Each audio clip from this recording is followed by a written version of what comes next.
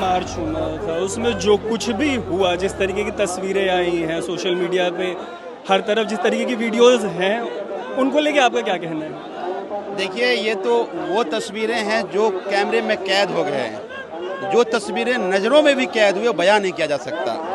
कल जो ब्रुटैलिटी के साथ दिल्ली पुलिस ने इसको ट्रीटमेंट किया है, जिस तरह से बदसलूकी की है, बदतमीजियाँ की हैं, छोटे छोटे बच्चों को डंडे मारे हैं, कोई किसी को बचा रहा है, तुम उसको डंडे मार रहे हो। कुछ ऐसे लड़के थे जो पुलिस से डंडे मार रहे थे, तो पुलिस के लोग दिख नहीं रहे थे। कौन थे वो लोग? क्या वो दिल्ली पुलिस गुंडा बुलाई थी या भारतीय जनता पार्टी गुंडा भेजा था?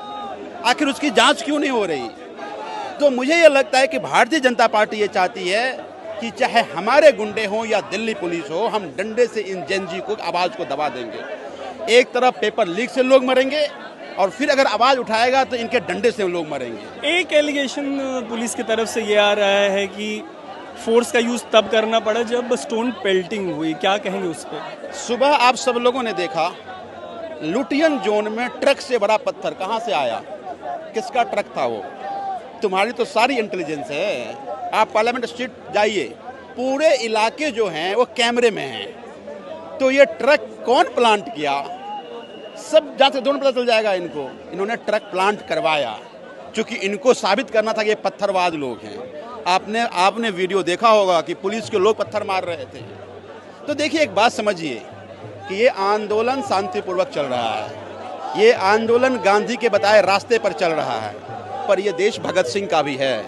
अगर तुम इस तरह से एट्रोसिटी करोगे तो कोई यहाँ भगत सिंह भी होगा, तो अपनी एट्रोसिटी से बाज आए। मैं अभी भी अपील करता हूँ, और ये लोग बहुत समझदार हैं, कोई डंडा नहीं चला रहा था, लेकिन तुम जो एट्रोसिटी करोगे तो रिएक्शन तो होता है। मेरा एक सवाल ये है कि मैं बहुत यंग था, जर्नलिज्म का स्टूडेंट था, तब अन्ना हजारे का जो आंदोलन हुआ था उसका कल्मिनेशन एक पॉलिटिकल पार्टी में हुआ। आप सीजेपी की तरफ से स्पोक्स पर्सन नहीं है, लेकिन एक वेटरन लीडर है, बड़े नेता हैं। इस प्रोटेस्ट का जो एंड रिजल्ट है, इसको किस तरीके से आप कल्मिनेट होते हुए देखते हैं, ये कहाँ पहुँचते हुए देखते हैं आप इसको? देखिए, मुझे ये जो जितने बच्चे और नौजवान आए हैं, ये कह रहे हैं कि धर्मेंद्र प्रधान को रिजाइन कर दो। ये कह रहे हैं कि ऐसा पेपर कराओ जो लीक ना हो, सिस्टम को फुल प्रूफ करो। इनको राजनीति से क्या लेना देना है? तो मुझे ये लगता है कि यहाँ से कोई पॉलिटिकल पार्टी निकलते आप नहीं देखते। पॉलिटिकल कल्मिनेशन क्या होगा मुझे नहीं पता, लेकिन आज इनका गुस्सा इन सरकार की तानाशाही से जरूर है। कल आपने दिल्ली के सड़कों पर देखा कि लोग ये कह रहे थे कि नरेंद्र मोदी हटाओ, देश बचाओ। ये उसी तरह का अहंकार है जो 2011 में तत्कालीन कांग्रेस सरकार को अहंकार था। आज वही अहंकार भारतीय जनता पार्टी पाल रखी है। तुमने कांग्रेस की भी हालात के बाद देखी, अब तुम अपनी भी हालात के बाद समझिए। तुम हिटलर के रास्ते से तुम ये हिटलरबाजी करके तुम इनको आवाज नहीं दबा सकते हो। जो हिटलर की चाल चलेगा वो हिटलर की मौत मरेगा। शुरू में अभिजीत जैसे ही सीजेपी बनी, तो इन दोनों सोशल मीडिया पे तो फुटप्रिंट रहता है, डिजिटल फुटप्रिंट। उनके डिजिटल फुटप्रिंट की डिगिंग हुई, उनको तुरंत आम आदमी पार्टी से जोड़ दिया गया। आप आम आदमी पार्टी के सबसे पुराने नेताओं में से एक हैं, आपको क्या लगता है क्यों तुरंत इस तरीके के सवाल उठे हुए हैं कि अभिजीत वैसे तो जुड़े हुए थे, अभी भी कोई एसोसिएशन है उनका, और उनको मतलब उनके बारे में इस तरीके की बातें क्यों आई सरफेस पे वापस से? आज जब मैं यहाँ आया हूँ तो मुझे लगता है कि इस देश के अवेयर सिटीजन होने के नाते मुझे जंतर मंतर पर खड़े होना चाहिए, और वो खड़ा इसलिए होना चाहिए कि नौजवानों को डंडे मारे जा रहे हैं, उनकी आवाज़ को दबाया जा रहा है। 2011 के आंदोलन में बहुत सारे लोग जुड़े, अभिजीत उनमें से एक थे। हो सकता है कि मैं उस समय अभिजीत को ठीक से नहीं जानता था, लेकिन हो सकता है सोशल मीडिया के तरीके बहुत सारे लोग जुड़े हैं। लेकिन इसका कतई ये मतलब नहीं है कि अगर वो अभी सोशल मीडिया से जुड़ा भी रहा हो तो वो आवाज़ ना उठाए, आवाज़ ना करे। ये कोई प्लान्ड नहीं है। अब देखिए, ऑटोमेटिकली मैंने देखा कि एक पेज बनाया, फिर उसने बताया कि मैं पेज का संस्थापक हूँ। अचानक देश के नौजवान चूँकि गुस्सा था उस पेज के साथ जुड़ गए, उसका ये कल्मिनेशन है। तो मुझे ये लगता है कि एक ये नेचुरल जो लोगों का गुस्सा था, उसका ये एक आप स्वरूप प्लेटफॉर्म देख रहे हैं। मुझे ये लगता है कि इससे किसी पार्टी का कोई रिश्ता नाता नहीं। जिस तरीके से उनको तब भी बार बार आम आदमी पार्टी से, चूंकि आप जब देखिए, आप कह रहे हैं कि आप एक नेता के तौर पे नहीं आए, लेकिन राजनीति आपसे बेहतर कौन, बहुत कम लोग समझते होंगे। आप तो मेन स्ट्रीम पॉलिटिक्स में रहे हैं इतने लंबे टाइम तक। तो जब अरविंद केजरीवाल जी आते हैं या मनीष सिसोदिया जी आते हैं या आपके जैसा कोई नेता आम आदमी पार्टी का आता है, तो तुरंत इसको कलर देने की कोशिश होती है, जो होगी भी। पॉलिटिक्स ऐसे ही होती है। देखिए, उस पर क्या कहेंगे? इसी मंच से इन लोगों ने सभी पॉलिटिकल पार्टियों को और रिक्वेस्ट किया कि आप हमारे सपोर्ट में आइए।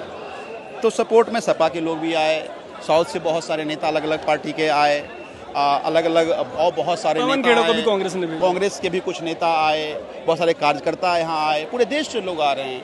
हम तो दिल्ली में हैं, तो हमारी प्राइम जिम्मेदारी बन जाती है कि अगर ये बच्चे दिल्ली में आंदोलन कर रहे हैं तो हमें तो इनके साथ खड़े होना चाहिए, हमारी नैतिक जिम्मेदारी। आप लोग सरकार में रहे दिल्ली में बड़े लंबे टाइम तक, लगभग 15 साल।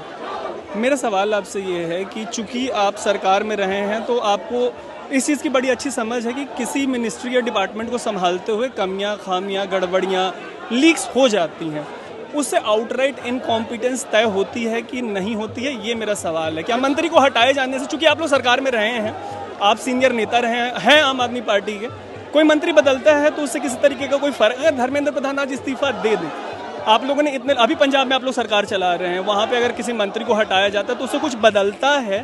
देखिए, मुझे लगता है कि ये बार बार पेपर लीक हो रहा है, कोई पहली बार तो नहीं हुआ। अपने पूरे टेन्योर में ऐसा कोई एक एग्जाम बता दीजिए जिसमें पेपर लीक होने की बात नहीं आई और सामने नहीं आई हो। तो आखिर इनकॉम्पिटेंस तो फिर लीडर का है ना, पनिशमेंट तो देना पड़ेगा ना, ताकि आगे कोई मंत्री आए तो वो ये गलती ना करे जो गलती हो रहा है। भाई पेपर लीक कहाँ से हो रहा है? पेपर लीक वहीं से हो रहा है जहाँ पेपर रखा हुआ है। अब पेपर जहाँ रखा वहाँ कौन लोग हैं और उसको बदला क्यों नहीं जा रहा है? किसी न किसी की मिलीभगत तो होगी, या तो फिर प्रधानमंत्री की मिलीभगत है या शिक्षा मंत्री की मिलीभगत है।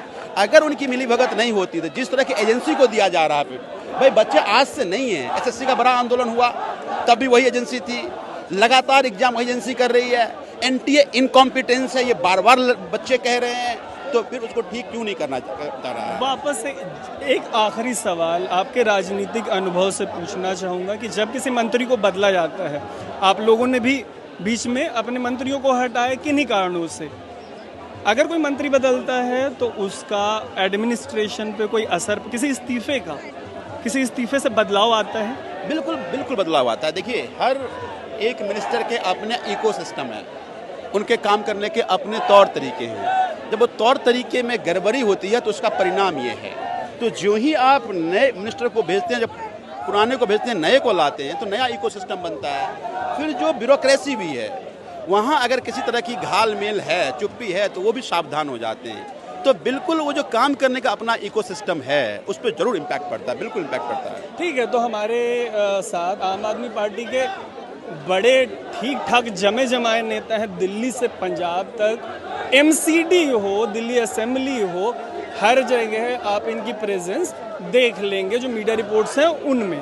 तो इनसे जितने भी सवाल बन सकते थे जो आम आदमी पार्टी से आए, जूम आपके भी सवाल होंगे कि दीप के जुड़े हुए थे कि नहीं, जुड़े हुए हैं कि नहीं, अगर कोई मंत्री इस्तीफा दे देता है तो उसका एडमिनिस्ट्रेशन पे कोई फ़र्क पड़ता है कि नहीं, क्या कल गए ये जो दीपके का प्रोटेस्ट है, सीजेपी का प्रोटेस्ट है, वो अन्ना हज़ारे के आंदोलन की तरह आम आदमी पार्टी जैसे किसी पॉलिटिकल आउटफिट में बदलने की उसकी संभावना है? ये तमाम सवाल हमने आम आदमी पार्टी के एक ठीक ठाक बड़े लीडर से लेके आप तक पहुंचाए हैं। ऐसे ही कवरेज हम लगातार कर रहे हैं सीजेपी की प्रोटेस्ट की। ऐसे ही कवरेज के लिए बने रहिएगा स्विच के साथ। मेरा नाम है तरुण।